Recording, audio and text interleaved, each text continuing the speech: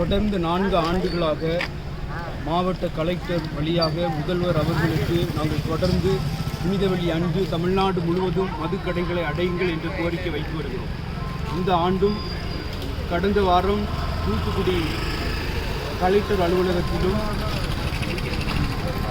திருநெல்வேலி மாவட்ட கலெக்டர் அலுவலகத்திலும் நாங்கள் மனு செய்தோம். அந்த மனு நிராகரிக்கப்பட்டுள்ளது. நாங்கள் மனுவிலே முதல்வர் அவர்களுக்கு கவனத்திற்கு கொண்டு செல்ல மாவட்ட கலெக்டரிடம் கேட்டுக்கொண்டோம். ஆனால் தொடர்ந்து தூத்துக்குடி மாவட்ட திருநெல்வேலி மாவட்ட டாஸ்மார்க் நிர்வாக அதிகாரிகள் அரசின் கொள்கை முடிவு, இதில் நாங்கள் தலையிட முடியாது என்ற பதிலை தந்து கொண்டிருக்கிறார்கள். இது எங்களுக்கு வியப்பாக இருக்கிறது. நாங்கள் ஒன்றும் டாஸ்மார்க் நிர்வாக அதிகாரிகளிடம் கேட்கவில்லை.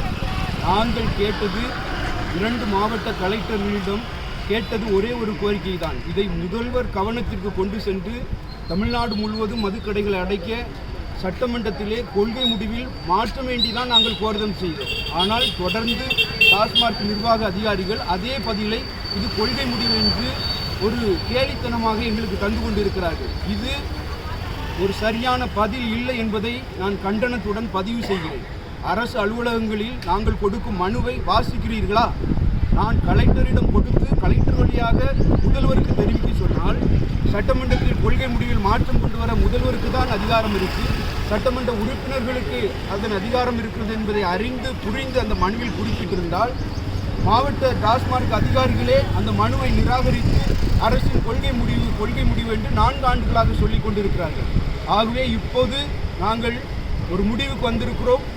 வருகிற பட்ஜெட் கூட்டத்தொடரில் நடக்கின்ற சட்டமன்ற கூட்டத்தொடரில் அனைத்து சட்டமன்ற உறுப்பினர்களும் இந்த புனிதவெள்ளிக்கான அந்த மதுக்கடைகளை அடைக்க எங்களுக்காக குரல் கொடுக்க வேண்டும் என்று அனைத்து கட்சி தலைவர்களையும் இந்த நேரத்திலே பணிவன்போடு கேட்டுக்கொள்கிறேன். அப்படி அரசு செவி கொடுக்காத நிலையில் நாங்கள் அறவழி போராட்டத்தையும் மனித சங்கிலி, உண்ணாவிரதம், கோயில்களிலே கருப்பு கொடி ஏற்றுதல் அனைத்தையும் நாங்கள் செய்வோம் என்பதையும் இப்பொழுது நாங்கள் தெரிவித்துக் கொள்கிறோம்.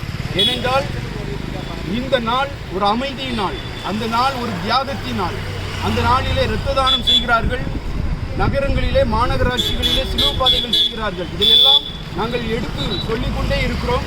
படிப்படியாக அரசு குறைப்போம் என்று சொல்லி இந்த மாண்போடு அமைதியோடு நடக்க வேண்டிய இந்த நாட்களிலும் அரசு செவி கொடுக்காது இருப்பது எங்களுக்கு கேள்விக்குறியாக இருக்கிறது.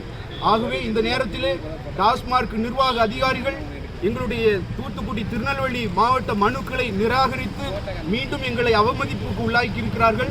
நாங்கள் தொடர்ந்து அறவழியில் போராடுவோம் என்பதை தமிழ்நாடு அரசுக்கு பணிந்து தெரிவித்துக் கொள்கிறோம்.